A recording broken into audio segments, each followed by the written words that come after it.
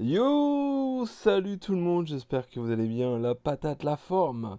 Je vous fais une jolie petite vidéo, on va en profiter sur les petites Arpegnathos Venator, pour vous donner un petit peu de nouvelles. Alors, il y a du bon, il y a du moins bon, donc sont à peu près stabilisés, j'ai eu quelques pertes, hein, clairement.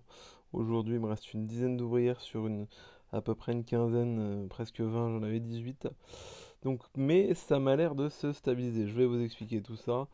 Il y avait un cocon, mais qu'ils n'ont pas réussi à ouvrir correctement. Donc je vais vous montrer, je vais vous expliquer un peu tout ça. Tout ça, tout ça. Donc là, vous pouvez voir que elles sont passées. Alors je vais dézoomer, hein, parce que j'ai été un peu trop vite.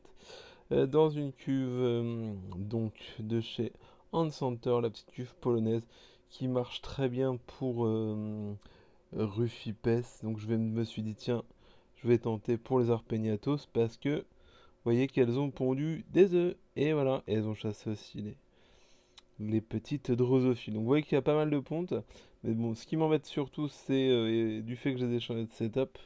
C'était surtout, il y avait une larve, je sais pas si vous vous souvenez dans la toute première vidéo, qui s'est transformée en cocon. Et du jour au lendemain, qui m'ont dépioté, que j'ai retrouvé au dépotoir. Alors, du coup, en général, alors, il y a deux hypothèses. Soit, effectivement, il y avait trop d'humidité et du coup, elles ont bousillé le cocon. Soit, apparemment, j'ai discuté avec certains qui ont eu cette espèce déjà.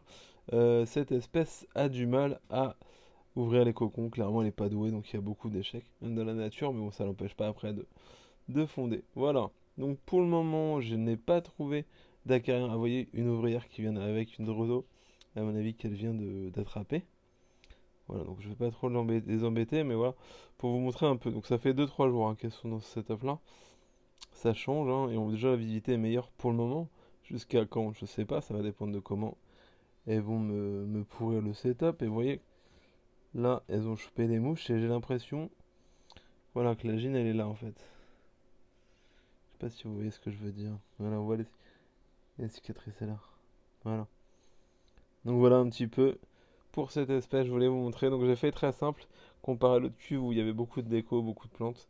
Là, j'ai fait beaucoup plus simple. Donc là, il y a un cache, hein, un cache carton avec un élastique et une aire de chasse comme ça avec un peu de substrat, une petite pierre, de la mousse, des petites boutures de plantes.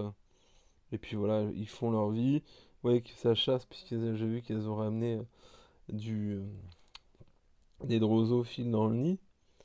Je les ai vus chasser en plus. Donc là, c'est une espèce quand même qui est vachement timide, on va pas se mentir. Alors la visibilité dans l'aire de chasse, c'est pas forcément très très bonne. Vous voyez qu'il y a pas mal, je mets pas mal de proies pour qu'elles aient de quoi manger. Toujours de la microfène, comme toutes mes ponérines. Donc là, elles ont des petites colomboles. Voilà. Hop, voilà pour la vidéo. Bah, j'espère que ça vous a plu. Et j'en profite pour vous souhaiter une bonne année 2022, plein de bonnes choses. J'espère pouvoir vous faire encore plein de vidéos sur les fourmis. J'espère pouvoir le faire. On verra ce que l'année nous réserve. En tout cas, merci de me suivre, merci de regarder mes vidéos. N'hésitez pas, c'est vrai que j'en parle rarement, mais pour moi ça coule de source.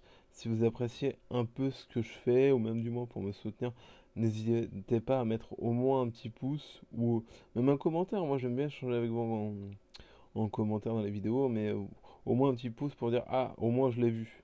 Parce que c'est vrai que du coup, je vois qu'en général sur la chaîne, pour ça que j'en profite pour en parler. Alors il n'y a pas de critique, il n'y a rien du tout, mais je vois qu'on est à peu près une 40% à être abonnés à la chaîne. Le reste, les autres personnes regardent mes vidéos, c'est très bien, mais ne sont pas abonnés. Alors ceux qui veulent le faire, n'hésitez pas à vous abonner, et puis voilà quoi. J'espère que la vidéo vous a plu, encore de bonnes fêtes, salut salut.